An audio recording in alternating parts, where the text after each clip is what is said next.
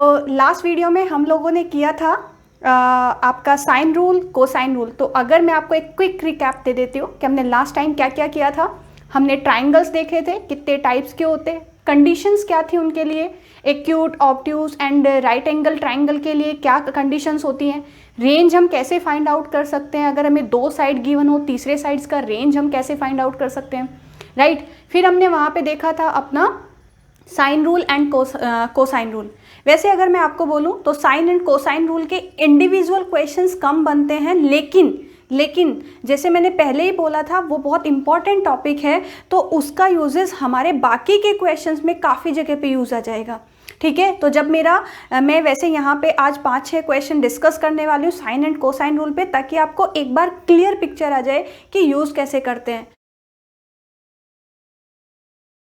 Okay, तो हमारा जो क्वेश्चन नंबर 1 है, या फिर अगर आप उसे शीट में देखोगे तो वो क्वेश्चन नंबर 6 है। मैंने आपको शीट दिया है, चलिए तो उसको आप सॉल्व करोगे। तो क्वेश्चन नंबर 1 जिसे मैं बोल रही हूँ, दैट इज़ आपको एक ट्राइंगल दिया हुआ है।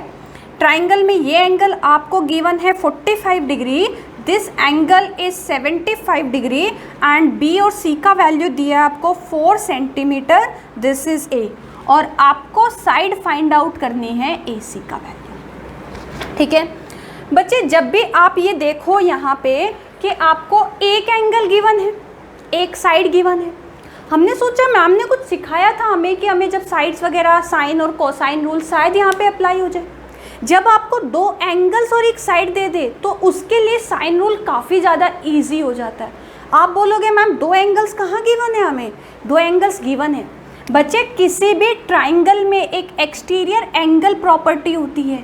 अगर ये एक्सटीरियर एंगल है वर्टेक्स सी का अगर ये एक्सटीरियर एंगल है और ये एंगल को मैंने दे दिया मान लीजिए ए और ये वैल्यू मैंने दी बी, तो सी का वैल्यू हो जाएगा ए प्लस बी, राइट। सी का वैल्यू बनेगा आपका ए प्लस बी, ये एक्सटीरियर एंगल का प्रॉपर्टी होता है। तो अगर बच्चे ये 75 है, ये 45 है, तो क्या मैं ये वैल्यू नहीं निकाल सकती? आप बोलोगे मैम 30 डिग्री होगा, बिकॉज इन दोनों का समेशन ये वैल्यू होती है।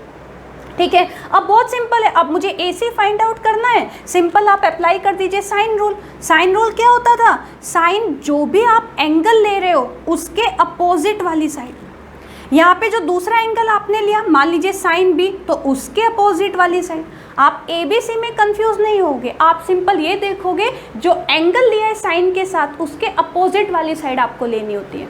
ठीक है, बस क्वेश्चन सॉल्व है। तो ये हो जाएगा sine 30 upon opposite side equal to sine 45 divided by opposite side A सी।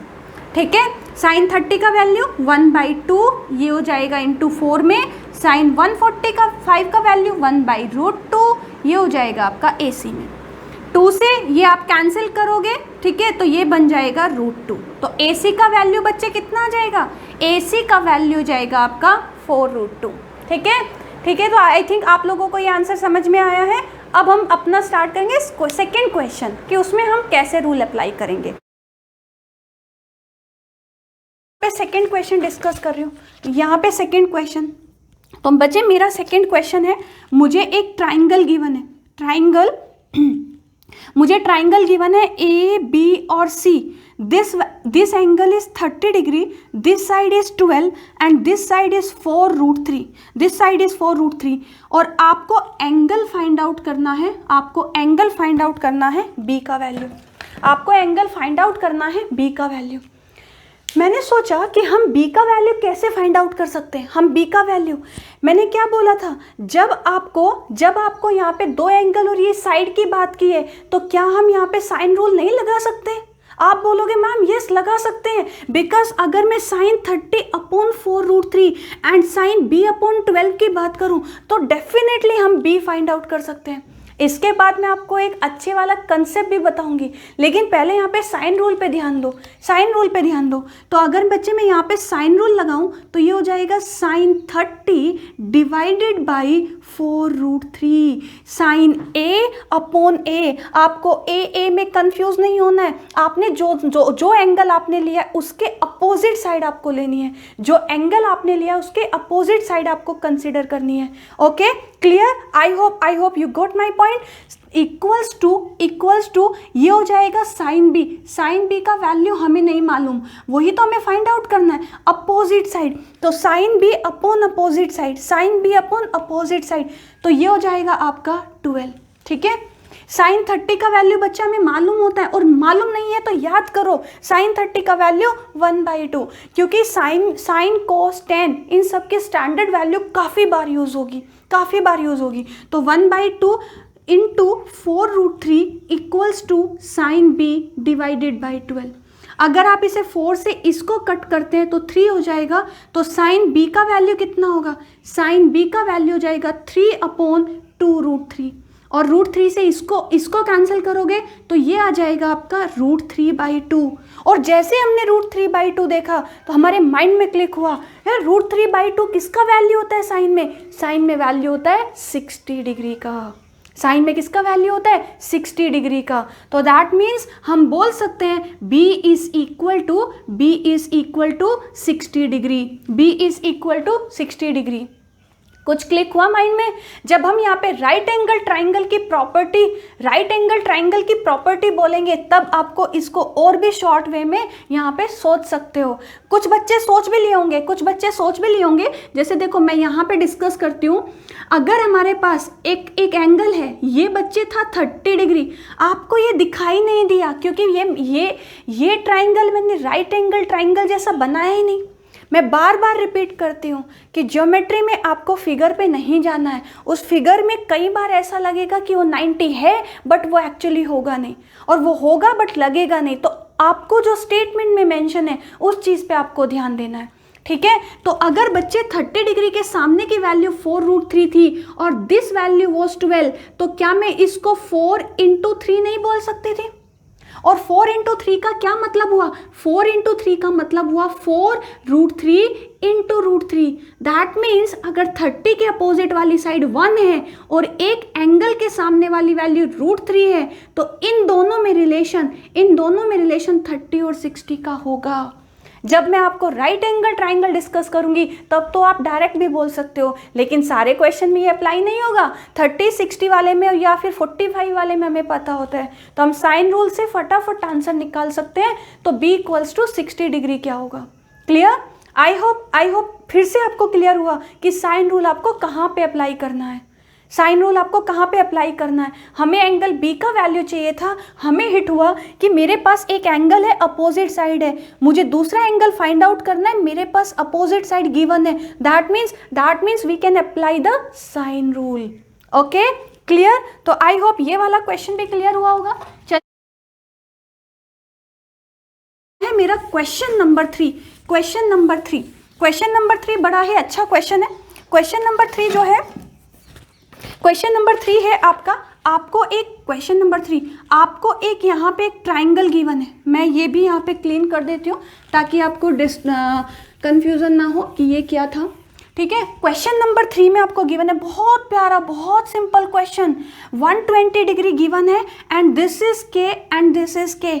आपको फाइंड आउट करना है वैल्यू ऑफ बी एंड सी। आपको फाइंड आउट करनी है। तो हमने सोचा कि अगर ये K है और ये K है, याद करो ट्राइंगल का first lecture, when two sides are equal, that means वो आपका आइसोसेलेस ट्राइंगल है। और बच्चे अगर ये आइसोसेलेस ट्राइंगल है तो क्वेश्चन में कुछ रहा ही नहीं है। अगर ये आइसोसेलेस ट्राइंगल है, ट्राइंगल के तीनों एंगल्स का समेशन कितना होगा? 180 डिग्री। तो अगर ये 120 तो ये भी 30 होगा और ये भी 30 होगा।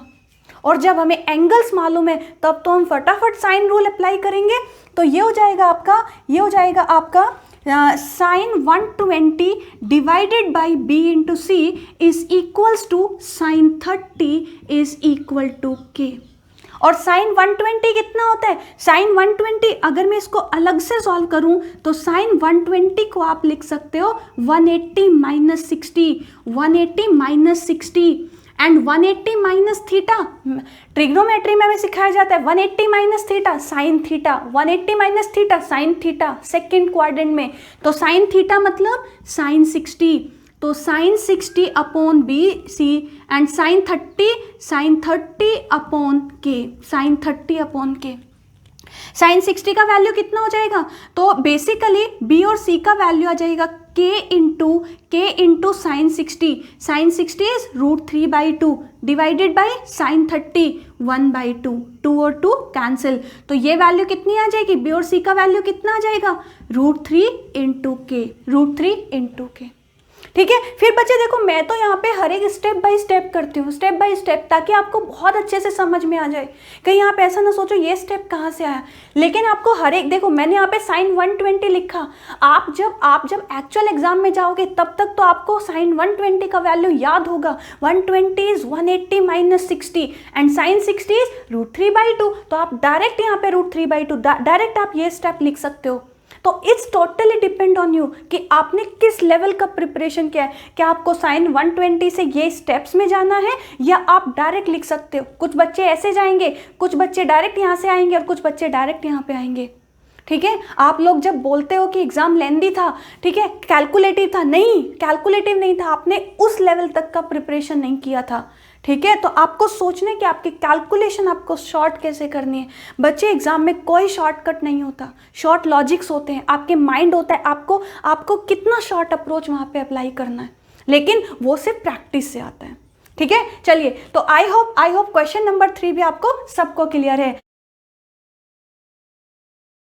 यहाँ पे आपको एक ट्राइंगल गिवन है, ट्राइंगल है ए बी और सी, triangle ABC, a line AD divides the BD into BC, तो BD और DC का रेशियो दिया है 3:5 और आपसे पूछा है sign angle CAD divided by sign angle BAD का वैल्यू, ये वैल्यू आपसे पूछा है। ठीक है, तो साइन CAD,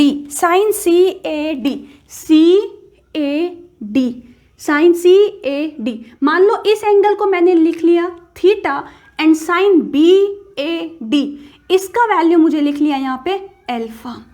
इतना क्लियर है। अब पहले ये देखो कि क्वेश्चन में गिवन क्या है। क्वेश्चन में आपको गिवन है BD और DC का रेशियो, तो या तो मैं डायरेक्ट यहाँ पे 3 यूनिट और दिस इज 5 यूनिट, मैं जनरली x को लिखती नहीं हूँ क्योंकि टाइम ही वेस्ट होना उस x को लिखने से।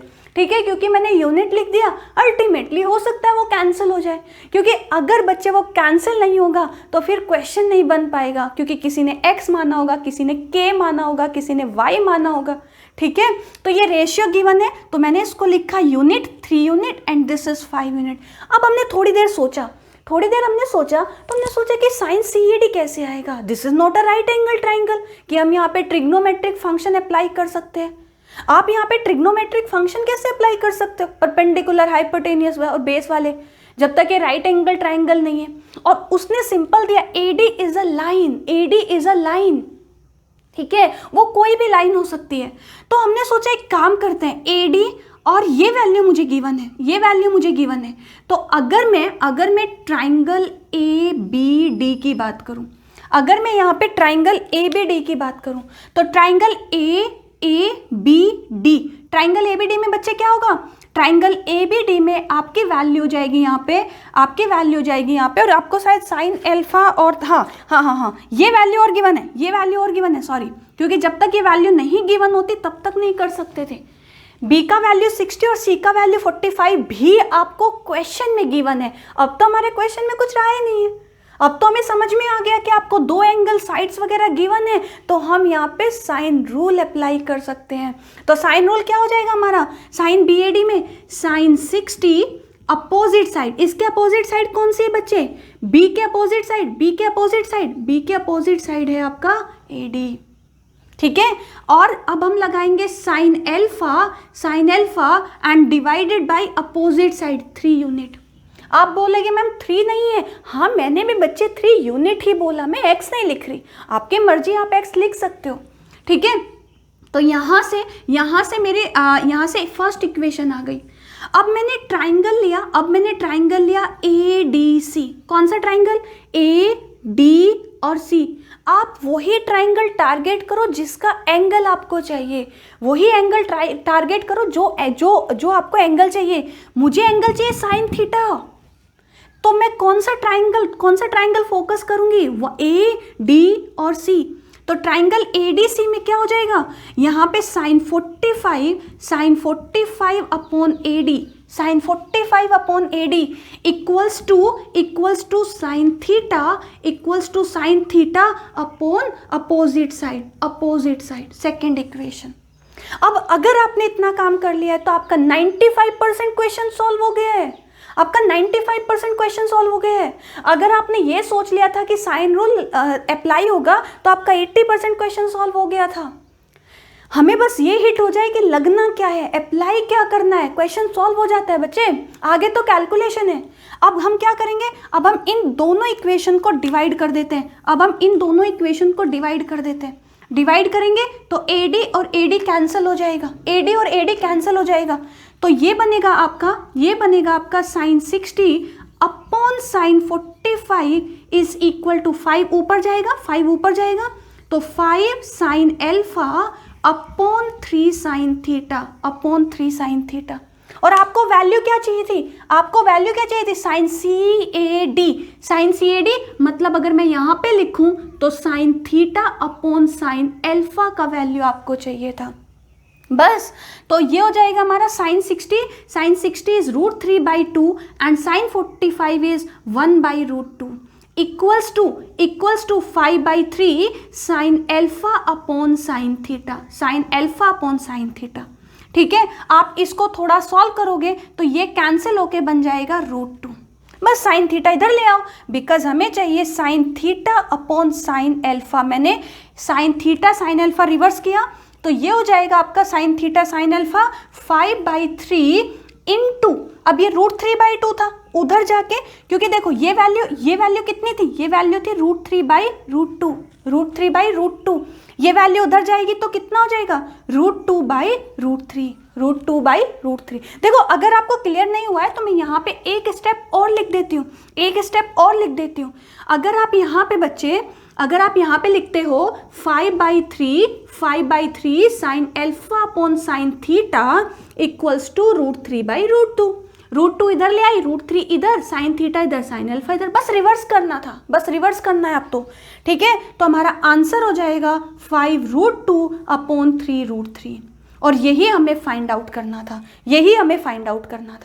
तो हमें फाइंड आउट क्या करना था, sign theta upon sine alpha, and sign theta upon sine alpha का वैल्यू क्या आया 5√2 अपॉन 3√3। क्लियर हुआ? देखो हमारा कितना प्यारा क्वेश्चन हमारा सिर्फ साइन रूल से अप्लाई हो गया। तो आपको ये हिट हो जाना चाहिए अब कि हम साइन रूल या कोस रूल कहाँ पे अप्लाई करते हैं। ठीक है, आई होप। तो हमने क्या किया, हमने पहले यहाँ पे इस वाले ट्राइंगल में साइन रूल लगाया, इस वाले ट्राइंगल में साइन रूल लगाया, दोनों इक्वेशन को डिवाइड किया और आगे सिर्फ हमने कैलकुलेशन किया। ठीक है, तो आई होप ये वाला क्वेश्चन भी आपको क्लियर हो गया है। तो मैंने अभी 4 question sign rule and cosine rule पे डिस्कस किए। अभी मैं एक क्वेश्चन और देखते हैं। हमारा नेक्स्ट क्वेश्चन है यहाँ पे एक ट्राइंगल गिवन है आपको, एक ट्राइंगल गिवन है ABC, ट्राइंगल है ABC और उसमें दिया है angle A is equal to 90 degree. एक ट्राइंगल मुझे गिवन है, ट्राइंगल A B और C, ये हमारा 90 डिग्री। आगे मुझे दिया the length of AC is 6 and length of BC is 10। Point D is on AB, point D कहीं पे AB पर है। फिर उसने दिया है such that BD is equal to 4, what is the length of CD। तो मुझसे ये वैल्यू पूछिए। ये आपका साइन रूल और कोसाइन रूल का नहीं है, ये वैसे भी क्वेश्चन सिंपल सॉल्व हो जाएगा। बच्चे अगर ये 10 है, ये 6 है और हमें ट्रिपलेट्स मालूम होता है 6 8 10, आपको ट्रिपलेट्स ये कहाँ से, ये 3 4 5 से तो आया है, इंटू 2 इंटू 2 इंटू 2, तो ये तो ट्रिपलेट है। तो अगर ये वैल्यू 10 है, ये 6 है, तो ये वैल्यू 8 होगी। आप बोलोगे मैम ट्रिपलेट कैसे याद रखने हैं, मैं आपको कुछ ट्रिपलेट का ट्रिक भी बताऊंगी। अदरवाइज अभी आप पाइथागोरस भी लगा सकते हो, 10² - 6²। ठीक है। तो बच्चे अगर ये वैल्यू 4 है तो ये भी तो 4 होगी। तो ये तो सिंपल आपका पाइथागोरस का क्वेश्चन है। बस ये 90 डिग्री है, ये हाइपोटेन्यूस है, तो सी डी का वैल्यू कितना हो जाएगा 4 square plus 6 square, that means 16 plus 36, और ये हो जाएगा आपका 52। 52 मतलब 4 इंटू 13, तो आंसर हो जाएगा आपका 2√13। आंसर हो जाएगा आपका 2√13। क्लियर है। तो मैंने यहाँ पे जैसे आपसे प्रॉमिस किया था कि पहले मैं आपको साइन रूल और कोसाइन रूल सिखाऊंगी, उसके बाद उसके कुछ क्वेश्चंस कराऊंगी। मेरे साइन रूल और कोसाइन रूल के क्वेश्चंस खत्म नहीं हुए हैं, बहुत सारे क्वेश्चंस हैं, लेकिन उसमें कुछ और चीज़ें भी यूज़ हो रही है। तो एक बार हम अपना पूरा ट्राइंगल फिनिश कर लेंगे, वहाँ पे आपको मल्टीपल टाइप के क्वेश्चंस मिलेंगे। ठीक है, ये पांचों क्वेश्चंस भी मैं आपको डिस्क्रिप्शन बॉक्स में अपलोड हो जाएंगे, और 2-4 क्वेश्चंस और आप लोगों की प्रैक्टिस के लिए। तो आप लोग प्रैक्टिस कीजिएगा अच्छे से, और मैं आपका जो नेक्स्ट टॉपिक है वो हम स्टार्ट करेंगे centres of triangle, centroid, median, circumcentre, incentre. ठीक है, और उसके बाद हम डिस्कस करेंगे एरिया ऑफ ट्राइंगल। ठीक है, तो आप लोग इसको अच्छे से सॉल्व कीजिएगा। नेक्स्ट लेक्चर में मिलते हैं। Thank you. ठीक है, ओके।